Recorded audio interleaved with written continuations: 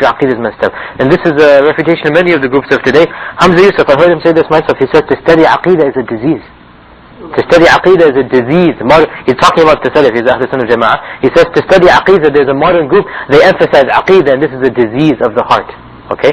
Wallahi, when you study aqidah, this is the only way you will save yourself from the fire of hell, and this is the only or the primary way that you will increase in your love of Allah. Hamza Yusuf said the other thing he said, aqidah you can learn it in 10 minutes, it's dogma. You can learn it in 10 minutes, it's nothing, you just memorize a list and that's it. Okay?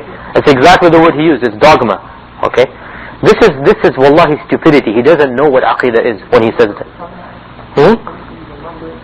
In 10 minutes he said. He said aqidah is something you can do in 10 minutes. This is exactly what he said. Aqidah is something you can memorize in 10 minutes. We have spent hours and hours and hours, and we still, by the way, you guys ever see me flipping the pages over, just ignoring things? We don't even have time to finish this book of aqidah. Forget about thousands and thousands of other books. This book that we're covering, the book that I'm doing, which is a commentary of Kitab al-Tawheed, Fath al-Majid, by the grandson of Muhammad ibn Wahhab, okay, Abdul Rahman ibn Hasan ibn Muhammad al-Wahhab. We're not even finishing this one book. How can you do aqidah in 10 minutes? You know, really, this shows you that the guy is ignorant of what aqidah. This is what the Ash'aris are. They don't really care about aqidah that much. You know, the Ash'aris in general, they don't care about aqidah that much. They're more interested in other things. You know, whereas aqidah is the life of the heart.